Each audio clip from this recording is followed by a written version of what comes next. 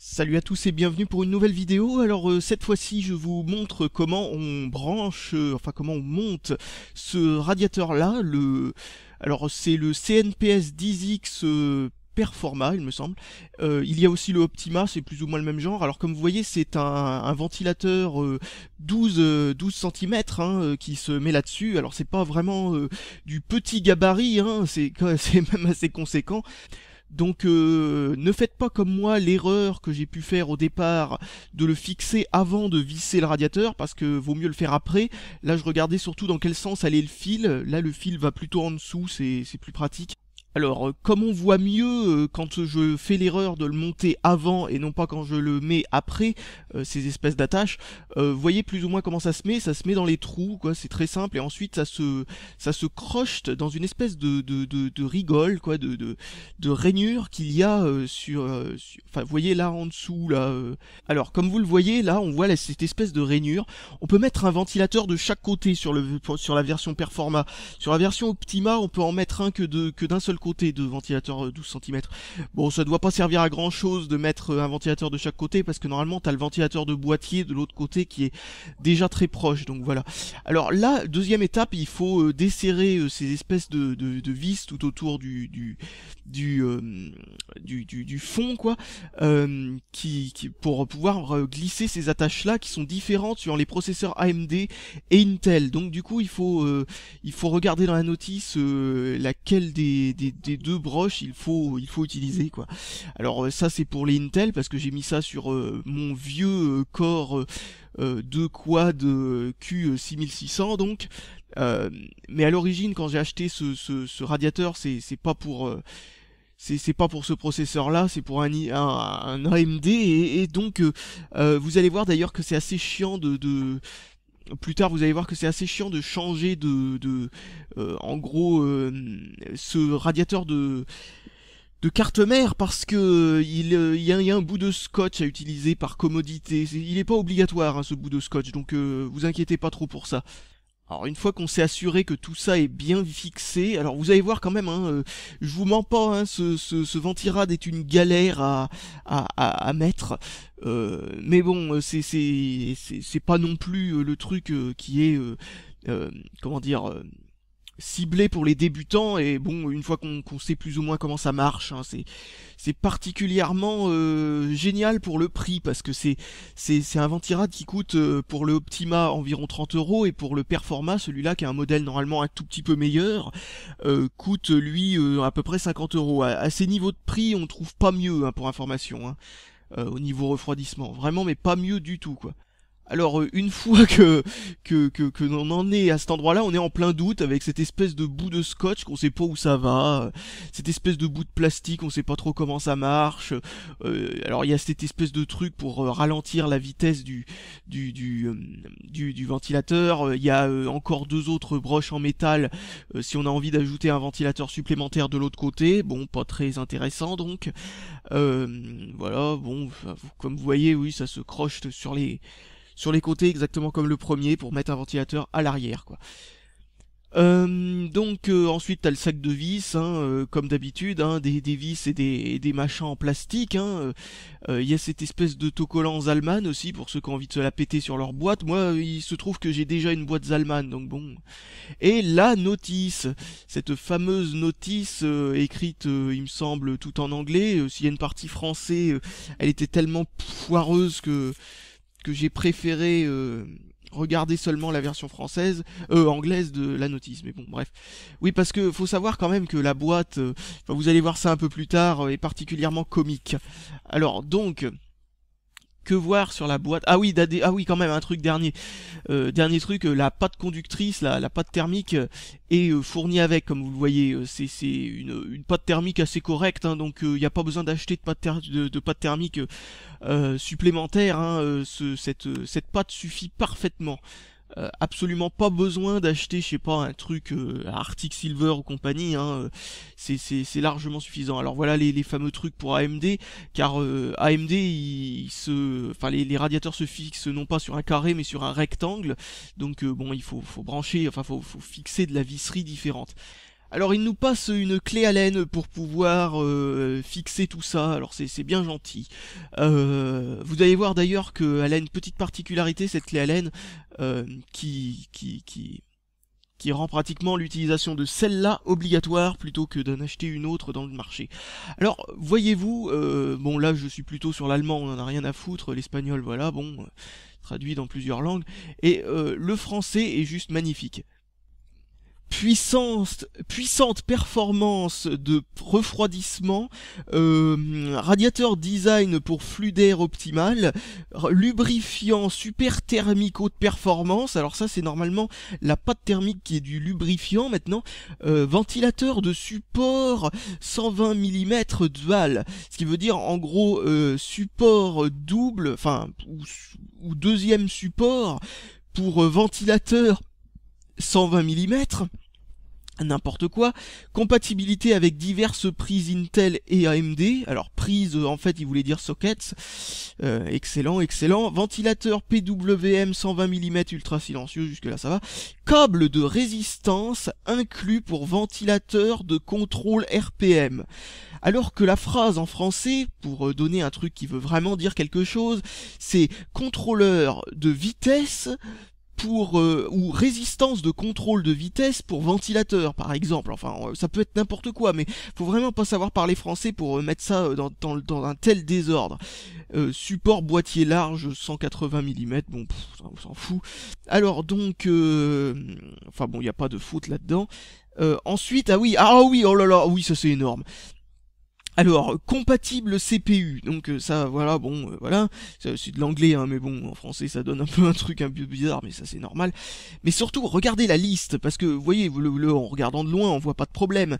Mais là, il y a marqué Core i7 extrême, Core i7, Core i5, Core i3, Core 2 extrême, Core 2 quad, Core 2 duo, Pentium dual core, Pentium D, Pentium 4, Celeron D. Bon, jusque-là, pas de problème pour les Intel. Alors, sachez que, à part pour peut-être les très hauts de gamme de chez Intel, ce Ventira est compatible avec absolument tout, quoi, du Core i7 3770K en passant par tous les Core i3 les moins chers, enfin bon voilà, ça jusque là c'est normal. Et chez AMD, alors là faut savoir aussi que contrairement à ce que dit la boîte, mais ça c'est normal, c'était pas encore sorti à l'époque, ce Ventira est compatible avec le socket FM2. Voilà, bon, ça c'est juste pour le détail. Et donc, vous voyez le truc qui est énorme, c'est qu'il y a marqué Zambuzzy, qui est en gros la version, enfin le nom de code, et non pas le nom réel des bulldozers, c'est-à-dire des FX 8000 quelque chose, 6000 quelque chose, 4000 quelque chose, Liano qui est le nom non officiel aussi des AMD A quelque chose comme AMD A10 machin chouette. Il est aussi compatible avec les 8300 etc qui viennent juste de sortir, compatible Phénon 2, Phénon 3, Athlon 2, Athlon X2, Athlon FX, Athlon, alors Athlon là c'est par contre assez con parce que ça veut rien dire, parce que c'est pas compatible avec les Athlon XP et les premiers Athlon des années des débuts des années 2000, hein. Ça c'est pas le cas, donc faut faire attention à ça. Opteron dual core, Opteron et attention, et c'est là où c'est magique, il est compatible avec le processeur qui n'existe pas, que je pointe du doigt sur cette capture depuis 3 milliards d'années, l'AMD sans plomb, qui n'existe pas, hein, l'AMD Sempron qui existe. Alors je pense que c'est parce que les gens qui ont fait ça devaient avoir quelques difficultés, même avec l'anglais, donc le Sempron est devenu le Semplon, parce que dans certaines langues asiatiques, notamment le japonais, le R et le L c'est plus ou moins la même chose, donc c'est assez indigne d'une telle marque de traduire aussi mal enfin la boîte d'un radiateur haut de gamme d'une bonne marque pourtant, mais bon voilà, bon tant pis, hein, tant pis. En tout cas, faut pas se laisser décourager par cette traduction complètement merdique. C'est un super bon radiateur. Alors voici la notice quasiment incompréhensible qui vous est donnée avec, donc il me semble pas qu'il y ait le français, hein. De mémoire il n'y a pas le français, hein. Donc voilà, vous vous retrouvez avec ce genre de petits graphes, ce genre comment dire, de schéma. Alors on vous dit que pour certains processeurs faut mettre un bout en plastique en plus, pour d'autres il faut rien mettre, pour certains faut mettre juste du scotch, enfin bon c'est tout un merdier. Alors faut bien faire attention à quel processeur on a, parce que vous voyez cette espèce de plaque en métal, elle va pour tous quoi, mais on sait pas où on met comment dire, les espèces de fixations par rapport au processeur qu'on veut. On ne sait pas non plus cette espèce de truc en, en plastique à la con, il faut le mettre pour par exemple les Core 2, mais faut pas le mettre pour les Core i7 actuels, mais je sais pas trop pour AMD, enfin faut regarder la notice quoi. Alors il faut le coller, ce qui fait que si on veut changer son radiateur de processeur pour un autre type de processeur, genre on veut l'enlever de ce truc là et le mettre pour une autre machine, et ben il faut s'amuser à décoller ce truc là ensuite pour le recoller quand on veut rechanger à nouveau pour un processeur qui lui a à nouveau besoin de cette espèce de cale à la con en plastique. Et ben là on n'est pas dans la merde. Enfin bon, vous voyez, c'est vraiment le genre de radiateur qui est plutôt fait pour fonctionner sur une machine, et puis ensuite hein, vous oubliez, hein, c'est fini. Euh, Même si vous pouvez bien entendu vous démerder, hein, ça y a pas de souci, mais c'est une fois que c'est collé, c'est quand même la galère. Alors ensuite il faut mettre cette espèce de scotch, cette espèce de double face là, par-dessus le truc en métal si on n'a pas cette cale en plastique, ou par-dessus cette cale en plastique si on a eu besoin de cette cale en plastique. Il faut ensuite enlever la deuxième partie du scotch double face et coincer ça dans la carte mère. Alors moi je trouve ça complètement con, hein, parce que par la pression ça tient parfaitement bien, donc on pourrait mettre ça par la... Enfin moi j'ai pas enlevé la deuxième partie du double face, je l'ai laissé, comme vous voyez je vous montre que ça s'enlève, mais je l'ai laissé hein, parce que comme j'ai envie de réutiliser ce radiateur, j'ai pas envie de me faire chier à tirer sur la carte mère comme pas possible pour virer ce scotch à la con. Alors donc pour vous montrer plus précisément le truc, la notice vous montrait que ça quoi, enfin comment fallait mettre ce truc là, et j'avais pas compris, comme je vous le disais, qu'il fallait mettre ça comme ça.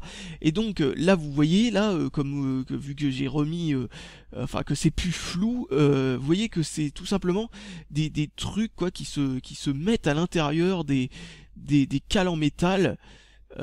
Regardez, je vous montre un petit peu l'idée là.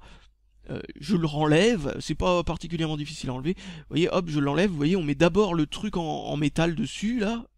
Vous voyez, on le met dans le bon trou quoi, parce qu'il y a différents écartements par rapport à différentes cartes mères, enfin différents types de cartes mères, parce que sur un tel processeur, les cartes mères auront tous les mêmes attaches, bien entendu.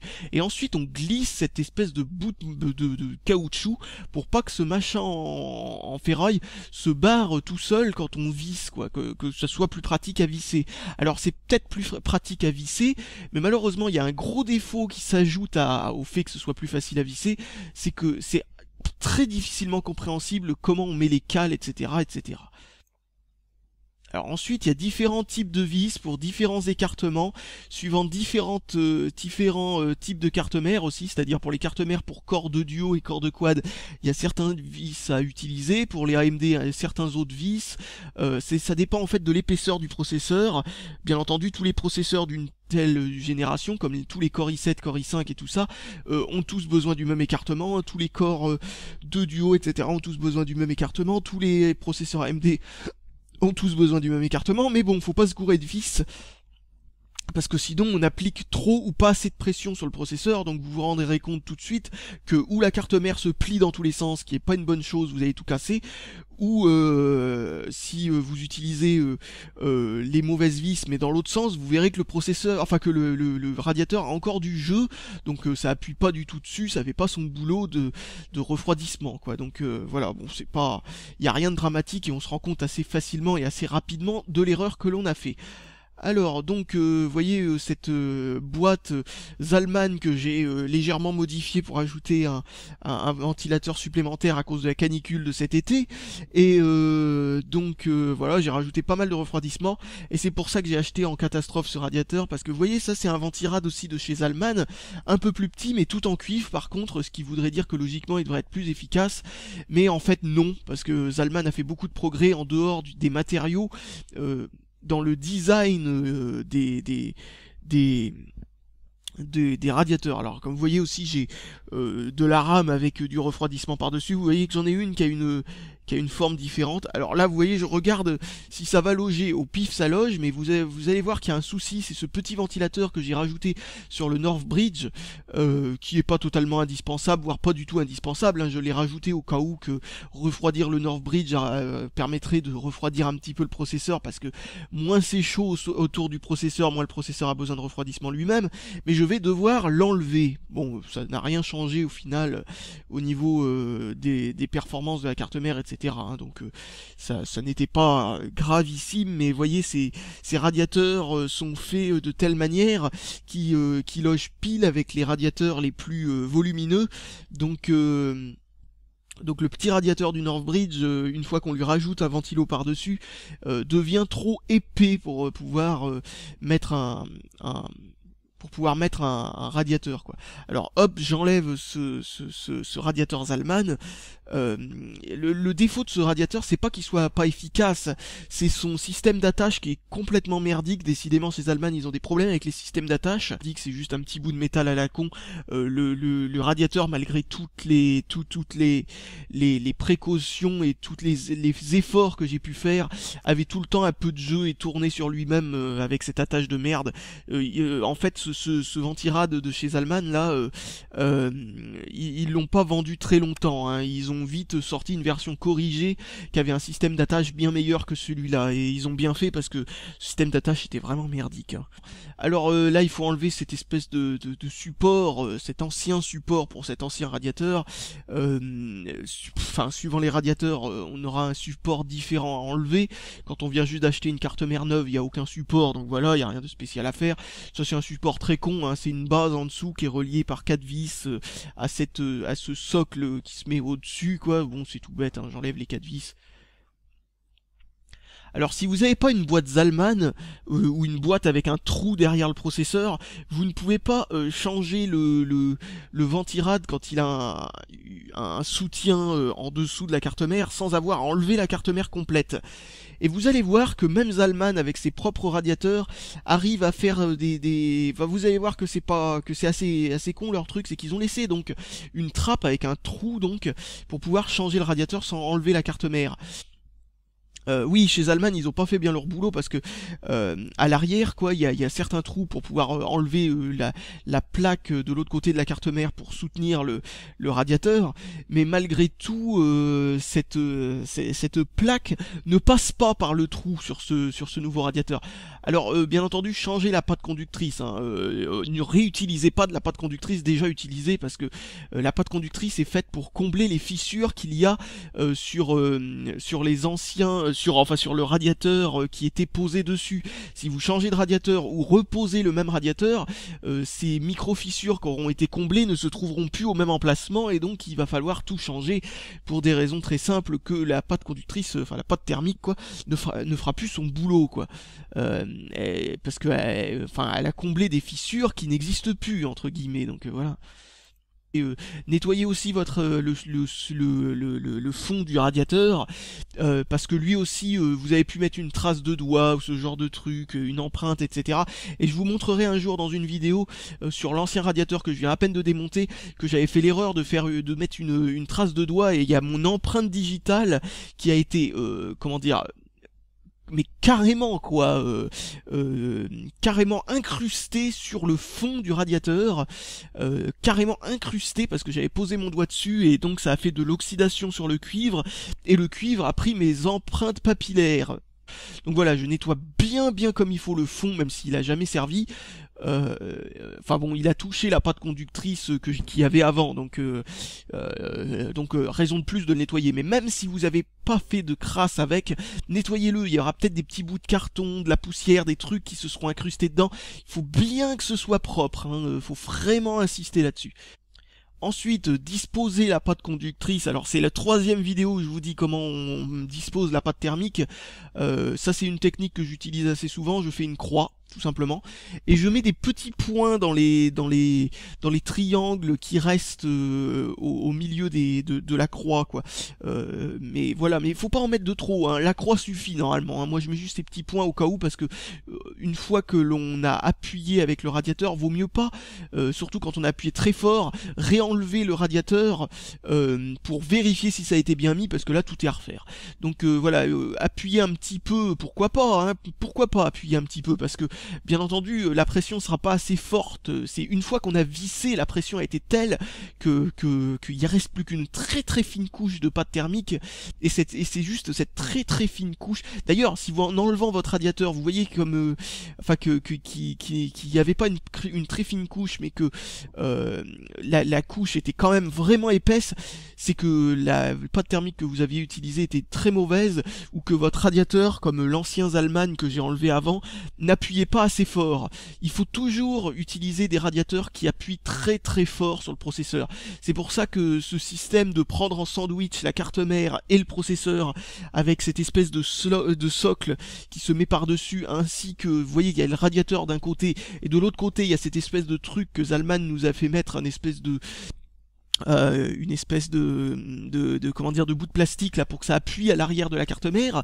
Et bien ça permet de faire en sorte que la carte mère ne se déforme pas tout en appuyant très fort sur le processeur, et donc ça permet donc d'écraser la pâte thermique comme il faut, et en écrasant cette pâte thermique, et ben on a droit à la plus fine couche possible de pâte conductrice, et donc il ne reste plus rien pour faire isolant thermique, parce que de la pâte conductrice, quand il y en a une très grosse couche, ça devient isolant thermique, hein, pour information. Et là donc je suis en train de mettre cette espèce de socle, et comme vous le voyez, je suis en train de forcer comme un dingue, en train d'essayer de comprendre pourquoi ça veut pas passer, quoi. C'est un truc de dingue.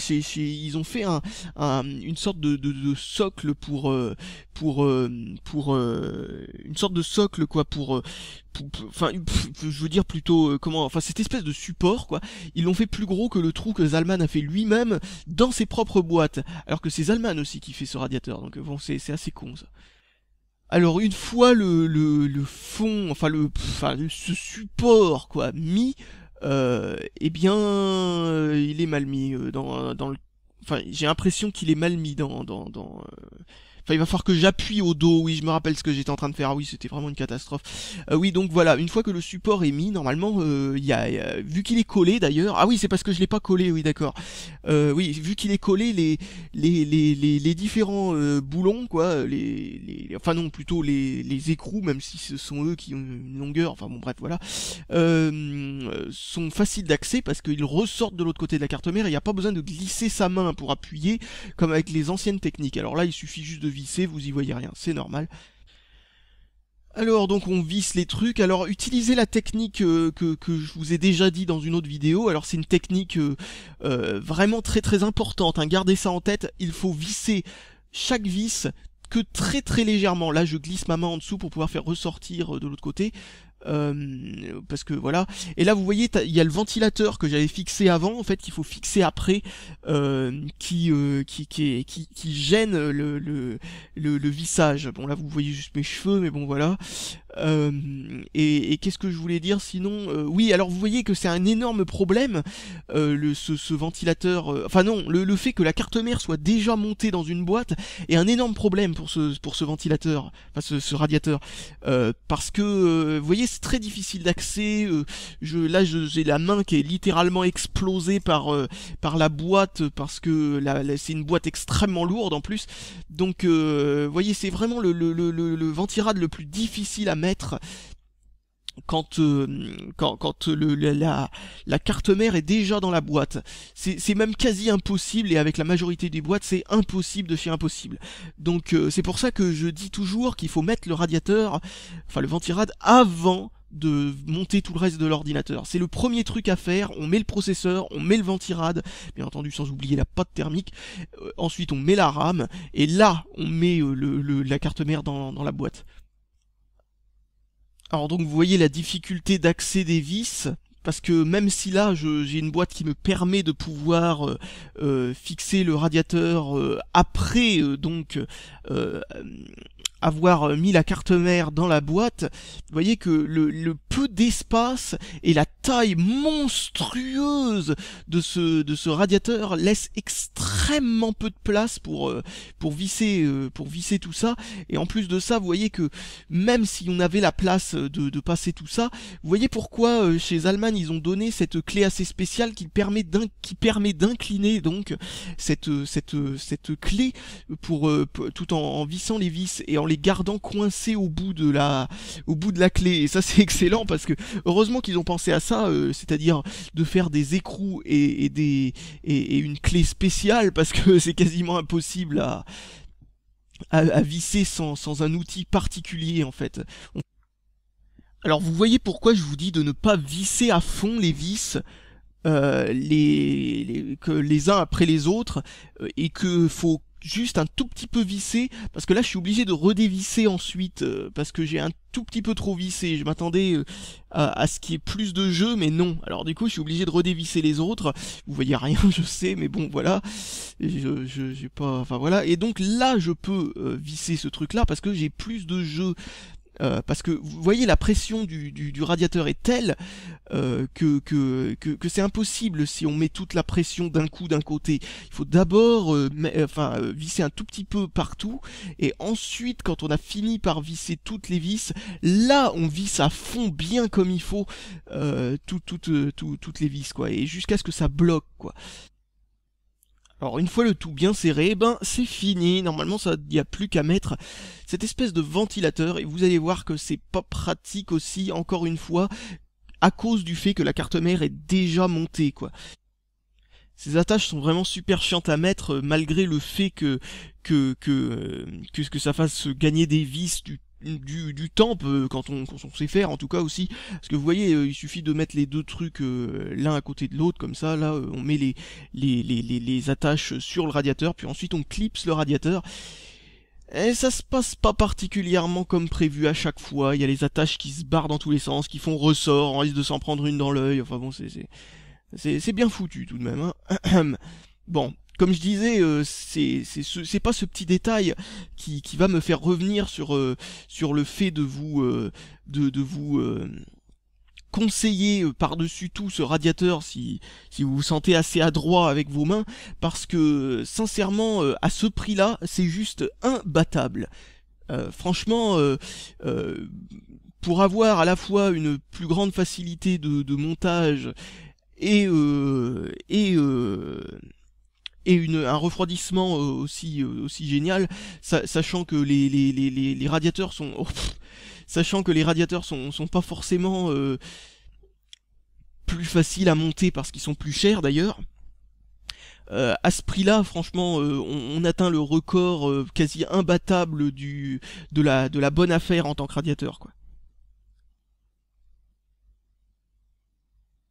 Vous voyez que ça bouge un petit peu hein, le radiateur quand je positionne le ventilateur, mais c'est pas parce qu'il est mal vissé, hein, c'est parce que c'est la souplesse de la carte mère.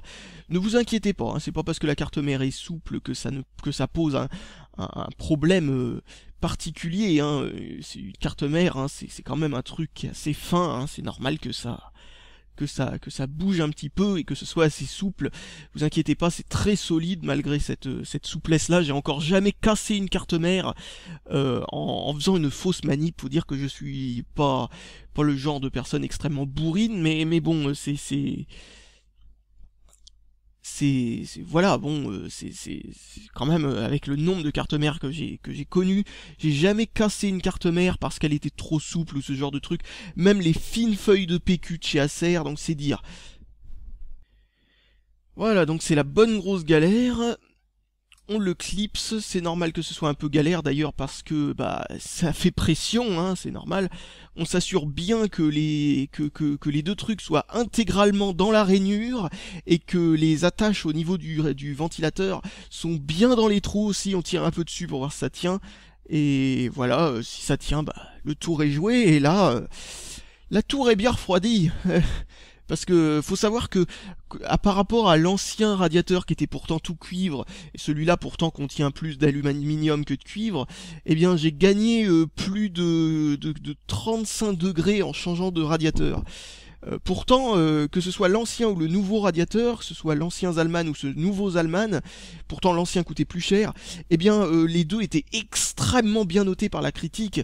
Celui-là franchement est juste magnifique quoi, au niveau du prix, 2 fois moins cher que mon ancien radiateur et refroidi pratiquement 2 fois mieux. Avec l'ancien en temps de canicule, je frôlais les 80 degrés quand je faisais de l'encodage vidéo, ce qui est un truc qui est extrêmement gourmand au niveau du processeur, et là j'ai jamais atteint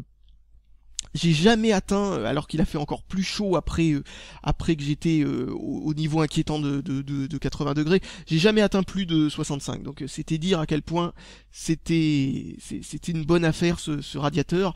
Donc voilà, deux radiateurs différents sur le même processeur m'a permis de voir que ce radiateur était une très très bonne affaire et que j'utiliserai donc pour mon prochain ordinateur ce radiateur là sans aucune hésitation, parce que à ce niveau là on est au niveau, comme je disais parfois dans d'autres vidéos, enfin ou plutôt comme je dirais dans d'autres vidéos que j'ai déjà enregistrées mais pas encore postées, malheureusement je mets tout dans le désordre, et bien ce radiateur là est plus ou moins aussi performant qu'un water cooling modeste.